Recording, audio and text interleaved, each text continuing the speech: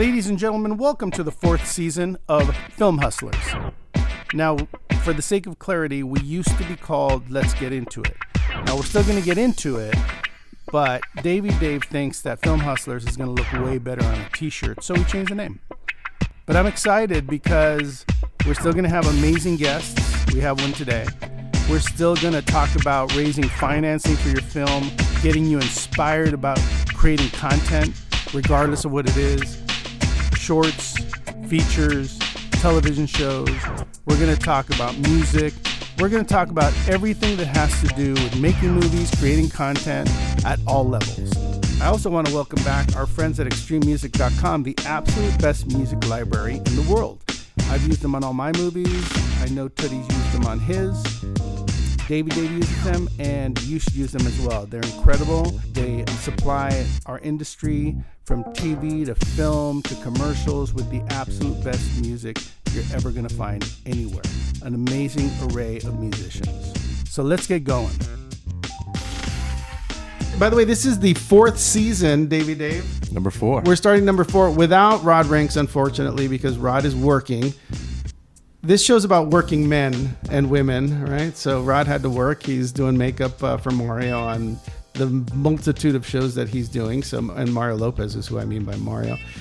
But today, we've got Tommy Harper here today, and I'm going to include him right from the beginning on this. So Tommy, welcome to the show. Welcome back. Thank you. It's good to be back.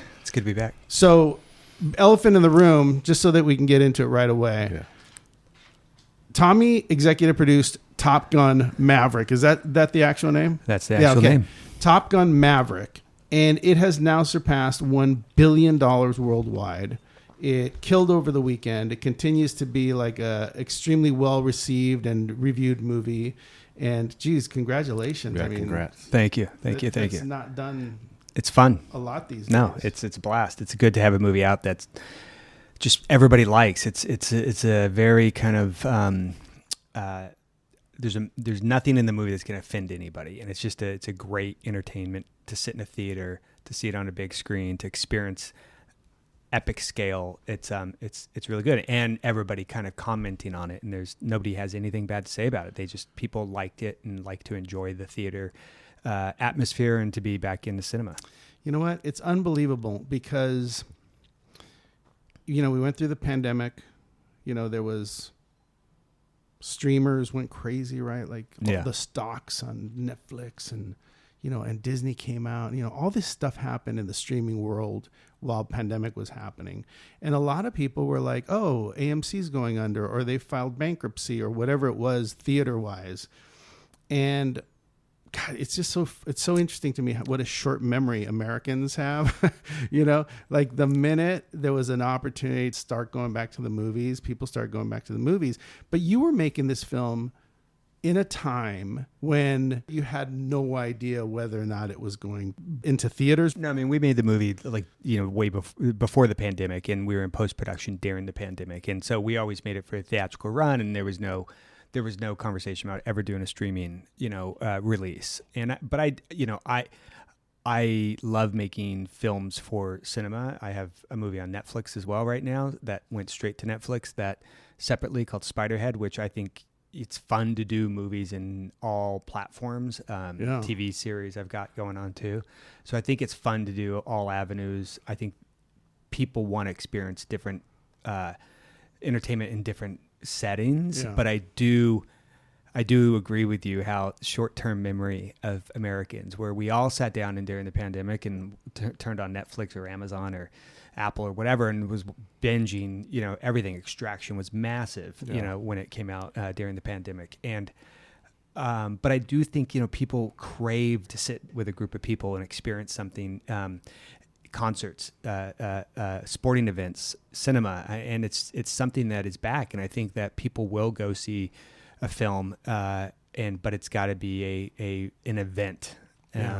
People want to go sit there and be it's an old school event. What you're saying is that you never considered that this was not going to go to a theater. Yeah, I've had several people come up to me and go, I was sweating during this flying scenes. It was like insane in IMAX. And I was like, I know. And Dolby, same thing. It's like, it's intense for all the right reasons. And, but I think like, listen, like Spiderhead, we Joe, same director of Top Gun, we shot Spiderhead in Australia. We shot it like we would a theatrical release. We shot it, finished it the way we would anything, and put it on a different platform. So I think it's just a fun time to be able to do multitude of projects and figure out where to put them. Super exciting. Let's go back for a second. I just want people to know. To my car washing days? Yeah, it's your car. No, no to when you were delivering trailers to Sony, right? Oh, good memory. Right past Antoine Fisher. Yes. Yeah. I wanted to go back to when you were here last. Your movies were Star Wars, Force Awakens, $1 billion plus. Alice in Wonderland, $1 billion plus. Alice in Wonderland. But there was something. What was the other movie? You had done another movie. Yeah. I've done a few Mission Impossible movies, Mission 3, 4, and 5.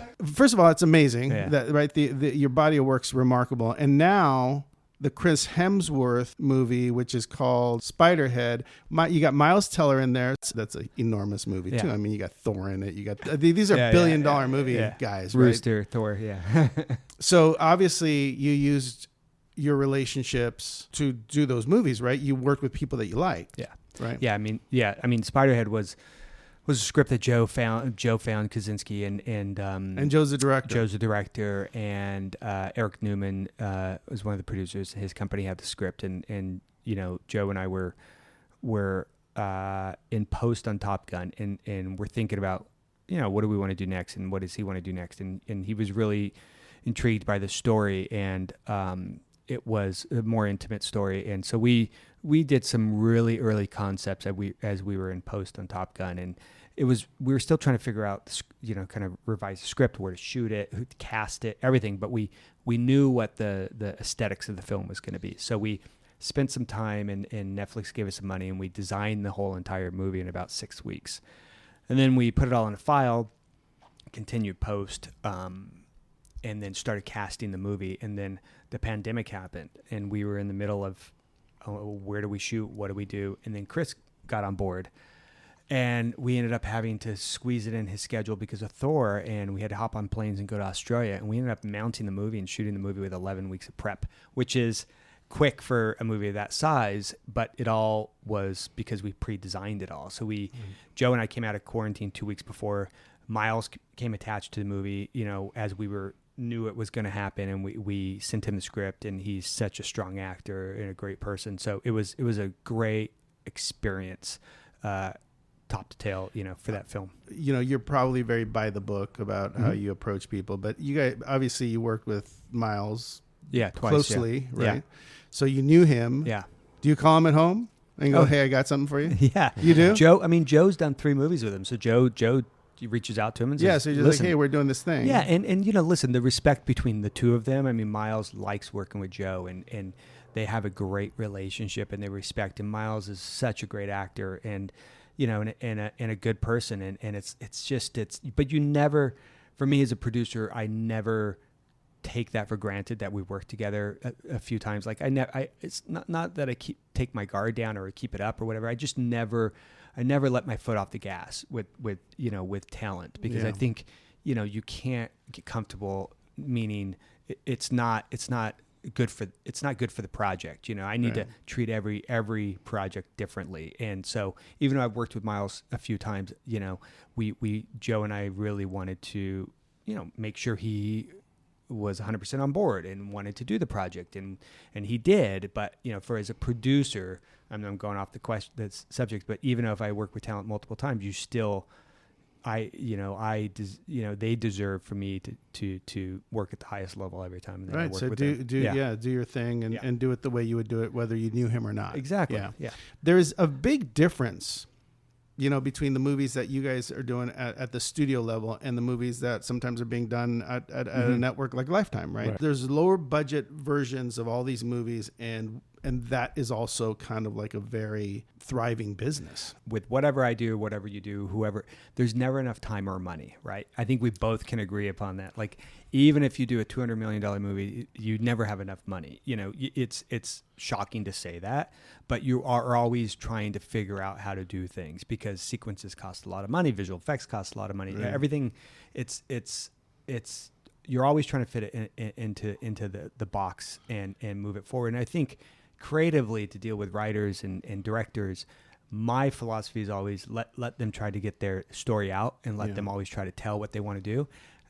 You can't immediately say we don't have the money for it, and because else you're never going to, the story's never going to be found. So you just kind of, you talk about it, you figure creatively how to do it, and then you kind of weave it into a box and figure out how to do it, you know. But I agree. It's like it's always the age old thing of like, it's time or money. It's like you never, but I you know, listen, I always say, one of my sayings is always, you know, don't get ready, be ready. And I think that goes for everybody. You always have to be ready to execute and to deliver the project, no matter if you have 12 weeks of prep or 3 days of prep. Right. And I think, you do. I would imagine you always run out of time. I mean, it's interesting because I know, you know, to produce movies that are 15, 16 days, 17 days, to deliver a complete cut, a locked cut within 5 or 6 weeks of your That's great. Finished it's day. Intense. From my side, I'm like, it's intense. We've talked about it. Like, how do you do that? Like,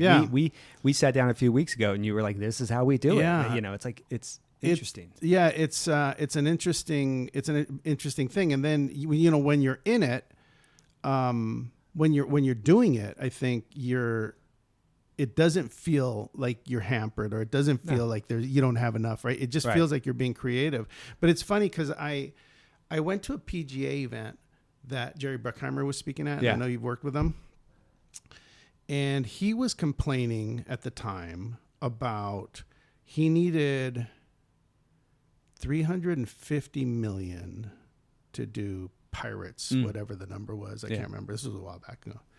And that he had to ask for another $160 million or something like that. And that it was funny because it was at a PGA event. So he was explaining to us how complicated it was in a way to go back and ask for an additional 160 when they've already said they're not going to give me any more money. You never want to go back. Right. And then I'm saying I can't do it unless we have this extra money. And he's like, and we settled on 120 or something like that. But it's just funny to listen to that amount of money, because that's an enormous amount of money. It's a lot of money. I mean, first of all, Jerry's the best, as you know, anybody who's worked with him knows. He's just, he's super calm. He is a leader. He's seen it all, and he's a true producer, you know, from start to finish. So but I think it's always, it's tough. You know, it's like I got into TV this last 2 years during the pandemic because it kind of opened up the whole world of working remotely and doing multiple projects at the same time. And what I found is everybody wants, you know, the audience demands bigger and better, right? But it doesn't mean you always have to spend more money, and to try to always do it for a price tag and make it look epic is a challenge, but it's a fun challenge. But I think with big tentpole features, you know, when you get in the $200+ million range and you find yourself, the swings of money are those $20 to $50 million swings.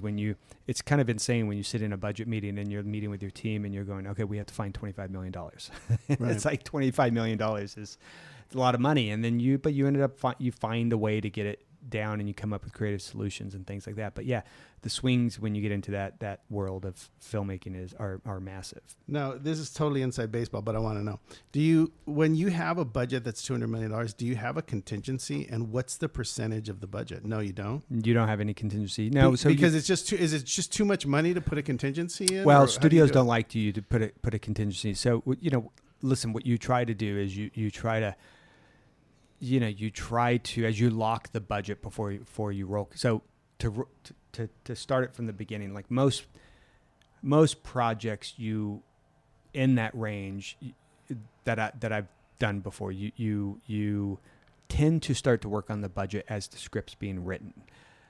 Most of the time, you have a release date, or you have availability of actor or director or whomever that you have to hit. Then, so it's kind of like two trucks going down the road at the same time, and they have to meet.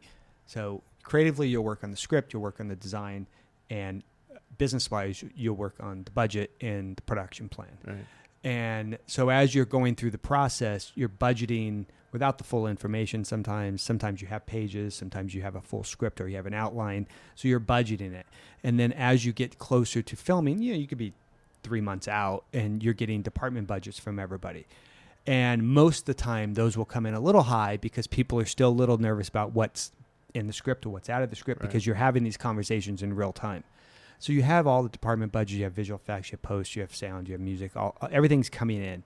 And then as you start to go through, you as a producer might go, okay, I'm going to do 10-hour shoot days, but I'm going to budget for 13-hour days. You have little pockets of contingencies within the budget, but you won't have a line item like you would in independent, where at the bottom of you say 10% contingency or whatever it is. Yeah. You won't have that figure that you see there in an account. I mean, sometimes what you'll do is if you're shooting in a different country, you will hedge on the currency. So you might lock the budget with a higher currency and you buy lower. It's just so you do internally have some pads here or there, because once again, when you're doing the money swings massively as you're shooting as well. It's just not everything goes to plan. So you each week you have hot costs, which is basically a form you budget. You know what you've budgeted for the week or for payroll or for sequences or the shooting schedule. And if it changes or what have you, if you go overtime or you bring in more extras or what have you, those numbers pop. So at the end of the week, your accountant will kind of put everything in, the whole team. And then you'll meet on Monday or Tuesday and you'll walk through the previous week's report, right? And then you'll go, okay, we're $100,000 over budget for the week. And you're like, oh, how do I find that money? So you go through and you find the money, and you have to find the money and true up the money that week. Like the studios doesn't keep letting you go over budget. Like you have to find the money. It's fascinating, man. I mean, it's an amazing tightrope dance, I would imagine. Yeah. But by the way, even at the movie you just did, you're still fine. It's the same thing, right? You're still each week you're shooting a little overtime, or something happens where the street you thought you had, you don't have, and you got to move locations.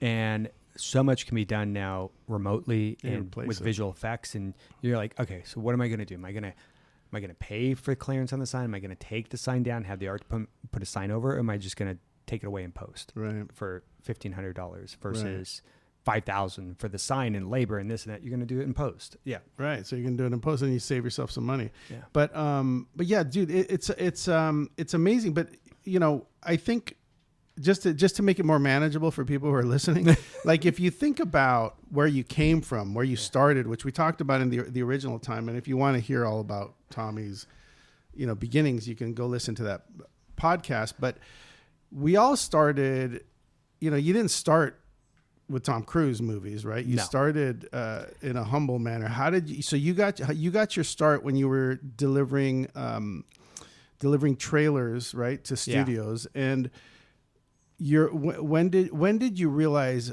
Oh wow, I'm going to be producing I'm going to be feeding my family producing for the rest of my life. Like at what point in all of it did that happen? Last week. No. Dude, you know what? I just want to say that's how it feels. Like no matter what level you're at, it always kind of feels that way. Probably as I was a PA becoming an AD, when I first started making my paychecks, right? Like I kept one paycheck to live, put the rest in the bank, and saved up the money and started investing in real estate, and I bought my dad a truck, and because he didn't have a car, and things like that is where you start going, okay, I can make some money in this business. And then as I was an assistant director and I was moving up to become a first AD, I realized I wanted to be a producer. I mean, I knew before that, but I realized like I have to do this now. Like I have to do it quick, as fast as I can do it. But when I say that, like, I've had people email me recently and like, oh, hey, can we meet up? Can we do this? Can we have a cup of coffee or whatever? And I'll be like, oh, I'm going to New York to premiere, and this. And weren't you in London last week? Oh, I want your life. And I'm like, man, same with you, right? Like I've been grinding for 30 years doing this. Like, it's like, it's not an easy road. It's a hard road.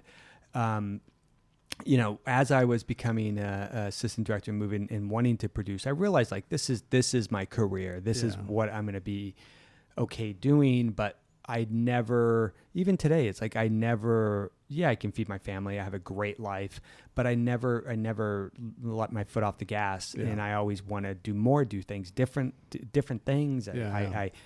The thirst for challenging projects or trying something brand new is always there. Yeah. And I think that's important. And I think people that want to just move up fast to get a credit or to get the acknowledgement, just do the work and then all the rest will come. I wanted to talk about real quick, WeScreenplay.com. Oh, I don't know it. Well, here, pull out your pencils. Yeah. There's this thing called WeScreenplay.com. And what you do is you go there and they have all these different services. And it's kind of like coverage, right?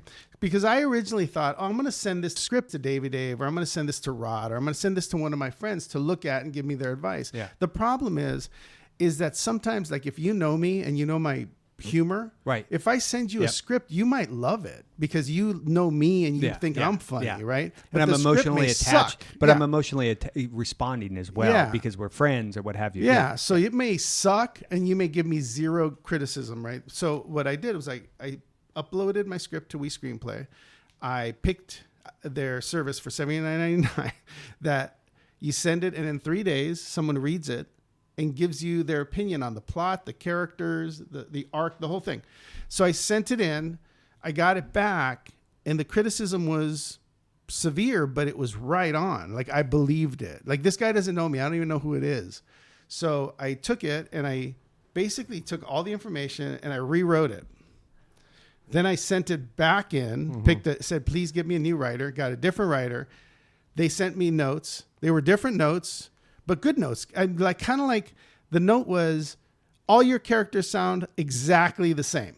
They all sound like they're saying the same jokes. They're all got the same punchlines. I was like, oh my God, that makes complete sense. So then I changed all of that, sent it back in. Long story short, 5 times I sent it to WeScreenplay. By the last time, I wasn't getting any more constructive criticism. Right. I was getting stuff like, you know what you should do with this? You're getting development notes. Yeah. I was getting development notes, which I thought, okay, great, I'm done. All right. So I was finally done with the script, and now I'm going to go out with it again. But I was super excited about the idea that I didn't have to ask a buddy to read it. They turn it around in 3 days. No matter what, you get your notes back. And, there are certain things that you have to trust yourself on a script, right? If you wrote a script and you love the character or the plot, and you're not willing to take a note on that, then okay, fine. So that's not going to change. Behind yes, that's not going to change. But the rest of it, like, like there was a question mark about the kids were too young to go overseas by themselves, which is true. Yeah. Right. So I had to find a mechanism to have it be okay that these kids that are just graduating from high school go to Vienna together. Right. Look, not everyone has $79, but if you do, the readers are studio readers, they're producers, they've produced stuff before, they tell you what they do, what they've done. Well, I think you're hitting on a thing where in today's world everything is possible. Really, it is. Like when we were coming up, when I first started, I wanted to direct, and I think I talked about this last time, but you had to go get a camera, find short ends, right, to make your movie. Oh my gosh, short ends. Pay for a lab to develop. Now you can go shoot it on an iPhone. I mean, I talked to somebody the other day told me about this Apple commercial, a production designer I've worked with several times, DPs that I worked with several times, that shot an iPhone commercial on an iPhone 14 or whatever, and so you can do all of that now. You can send your screenplay in to get coverage. You can, find probably an app that's Final Cut, for the iPad, a lot cheaper than Final Cut on the computer, and write your screenplay. I mean, you can do it all. There's nobody telling you can't do anything anymore because it's all accessible. Right. Pretty cool. There's a company called Video Copilot, which is a guy I knew working at a company. He started a Video Copilot, but he was also kind of a consultant at a company I was working at for a while. And he's got visual effects on. You can go to Video Copilot, you can buy plugins and do explosions or whatever that are real, looks like movie effects from big effects houses and put them into your film. And so I think that's amazing to do. I mean, I've seen tons of pitch docs come in, or directors come in and pitch, and you see they go to Film Grab, I think it is, where you go to there and you go, okay, I'm thinking of like Arrival for this scene, and it has all the cool keyframe shots from that movie, and you can download them for a fee, download them, create your pitch deck. So visually, when you're pitching your document, people can see. Wait, how do you do that? It's just online. I think it's called Film Grab. Oh, yeah. see, dude, that is one. I thought I knew of all of them, but that's pretty cool. Because as we know, when you're pitching something, people can hear you and understand you, but if they can see it and visualize what you're saying, it means all the difference, right? Totally right. It's a crazy medium, but I think, just to kind of recap, if you've hired someone to write a script or you're working with someone, and if you want to use Screenplay, there's all kinds of different levels of it. I used the cheapest one. $79 was the cheapest one. They had one that was like $249. $79 for what? For the year? For the coverage. No. Just for the coverage. Yeah. Got it. Still worth it, I think, if you want to go that route. But back to what you said is, when you hear no, yeah, that's fine. That's okay. You just don't take it as a no. Move on to the next person. Move on to the next whatever it is. Keep going. Criticism is it can be constructive. I really believe that. I agree, and I think that still today I don't get upset if somebody doesn't respond to an email. People are busy. We don't know what's happening in their lives. It's like you just move on to the next. By the way, I think a good book to read is Emotional Intelligence 2.0 because it tells you how not to emotionally respond to situations, right, to criticism, to just everything in life. And because it might not be right for you on that day, but it might be right for you in a year, or the next person tomorrow, because you may be looking for romantic comedies and you're writing sci-fi, but in 6 months, you come back to the person or go to another person. It's all cyclical. Sometimes I'll get caught off guard. Like I'll see you or see somebody and I'll be like, oh, I got to tell you about Rock Me Amadeus. Right. But it'll be the wrong timing. And like all of a sudden I can't, I'm not remembering, I'm not firing on all cylinders and I'll blow it. By the way, I had a friend the other day, we had a project together and we're talking and he was like, I need to tell you about this other thing that I have. And I said, okay, let me hear it. And he goes, what? And I was like, you said you want to talk to me about it. Let's hear it right now. And he's like, no. Like give me some time. Give me a minute. I gotta put this one piece to the puzzle and this and that. And I was like, okay. And then I was like, I'm here. I have 15 minutes. Just let me know. And he's like, no, next week. And I was like, no, but I'm here now. And and I was like, oh, Tommy, back off. Clearly there's the pieces to the puzzle that need to fit, and it's not the right time or place. Things happen. Sometimes you got to be ready. You got to know your pitch really well. I mean, I talk to writers all the time. It's like you spend so much time coming up with a story and coming up with the characters and writing the script or writing the pitch, and then it's all up to that day of the person that you're walking into. And it's the same with a job interview. Who knows what happened an hour, 2 hours before you walked into that room with that person? Right. How did they wake up? What was their morning like? Exactly. What was their drive like? How did they walk into the office? What's their mindset? I think from the other side, no matter what your story is, from the moment you walk into that door to hear that story, you have to reset, because it's not fair to anybody to take the baggage into the room. Yeah. And hopefully a lot of people do that, because it's tricky. I mean, there's a lot to be said about that, right? How many times have you been on the other end of a sales pitch? And I'm talking about anything. I'm talking about anything. Like the kid who's walking by with the candy bars, who's like, "Hey, sir, I'm raising money so that I can go to camp this summer," and whatever it is. If the pitch is great, you're going to get into whatever they're selling, right? Right. And that's kind of the way it is for show business. How many Girl Scout cookies have you bought just because you were in the pitch? Yeah, you were in the mood. I don't like Girl Scout cookies. I don't buy that often because that pitch isn't that great. Yeah. But those guys, sometimes I'll be like, just okay, I want to hear the whole thing. Yeah. And they're great at it. I'll be like, yeah, I mean that's worth $5. Give me the Reese's Pieces. But yeah, I think you got to be ready. You got to believe in what you're pitching. You gotta work on it, and then you've got to be ready to deliver. Hey, Ann Roberts.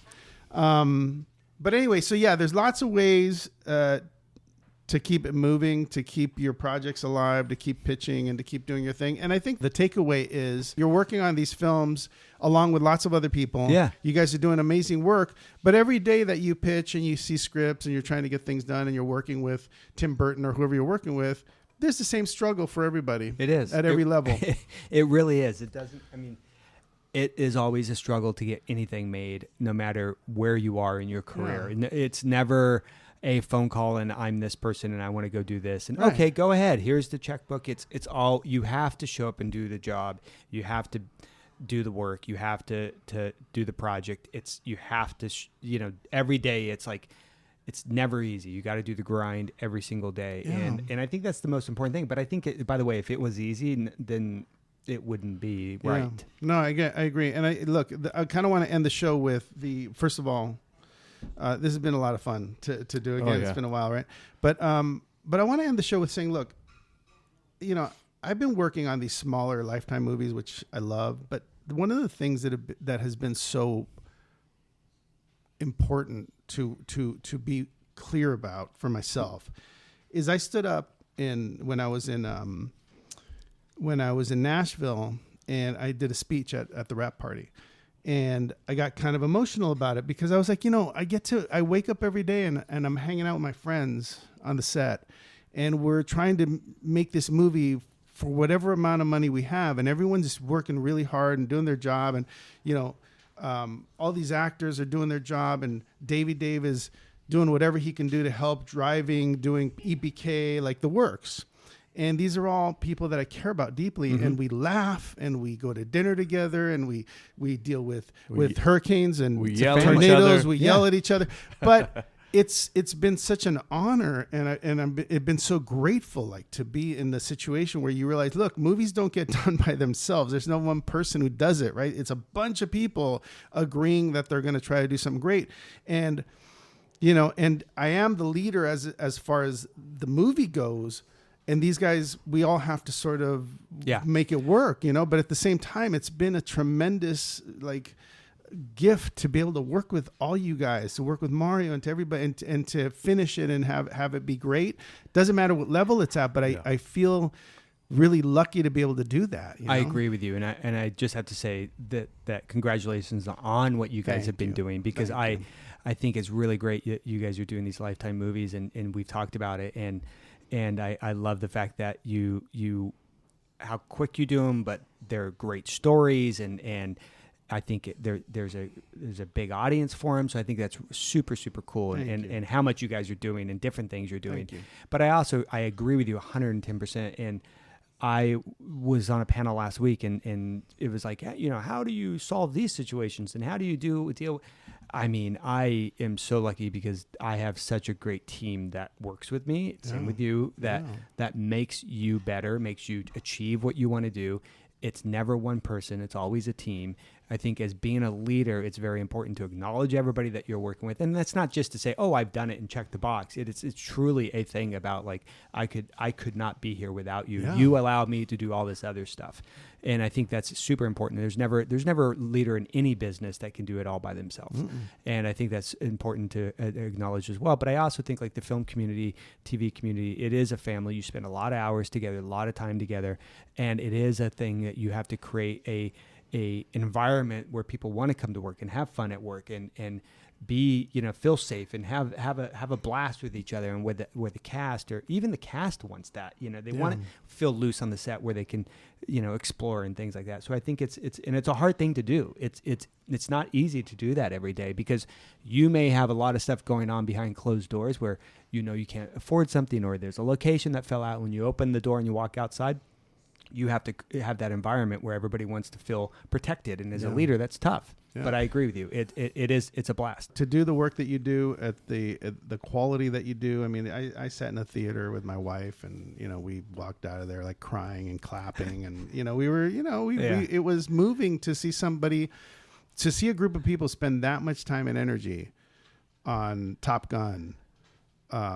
Which ended up being this beautifully made movie that was nostalgic and brand new. That's not an easy thing to do. That took a lot of hard work. And you guys, tip my hat. I'm going to take a drink to that. It is a beautiful thing when you see people just really work, no matter what it is, so hard, and then they have the finished product. And you whether it's a huge movie like Top Gun that I'd love to do, and you see the success that it's having, or whatever it is, it's nice to see people kind of get acknowledged, and everybody wants to be part of the team. Yeah. Well, you're one of the most successful people I know. I love your movies. I think if I can name the my favorite 2 films of the past 10 years, they've been yours. They've been Top Gun and the Mission Impossible that I saw when I was in Mammoth. And I was like, I walked out of that thing. I was like, fuck, I want to go back in and see that again. That's how good that was. But, obviously you're doing great work. It's great to hear about your struggle. It's great to hear that, you're like everybody else. And, I think people listening, whether you've not done something yet, or you've done 3 things or 4 things, or you're still writing something, or you've got the perfect idea, I think you should feel good knowing that we're all in the same boat. We've been there. No matter who you are, we're all in the same boat, pitching and trying to get stuff made. They might as well have told me I was doing Top Gun when they said, "Hey, you get to do Feliz Navidad." Honestly, it was like the sky opened up, and I was like, "Oh my God, I can't believe I get to do this." So another quote: "How you do anything is how you do everything." Truly believe it. It's. I tell my wife all the time. It doesn't matter what project I'm doing. Get in the car early, I show up early, I do the same job with the same amount of effort, no matter if I'm doing a $200 million movie or a $5 million movie. And I think that's what, back to what you were saying a while ago, is like what's so inspiring and what makes you want to keep doing this and keep it exciting is whatever you're doing it to 110% of your potential because you love doing it. Yeah, that's exciting. Well, thanks for being here. Yeah, congratulations on Spider-Man. Congratulations on Top Gun, which is going to continue to be, it's going to be cool because not for a long time has there been a film in theaters that literally will survive the summer. I think this is going to be the first time in a long time when people will still be watching Top Gun in August. And that's rare. So congratulations on all the stuff that you're doing, on everyone you're working with. Looking forward to what you're going to do next. Please come back in a year and tell us what's been going on and how you've done it. And Dave, thank you. And I want to thank all of you listening. Thank you again for listening to Film Hustlers, and we'll see you next time.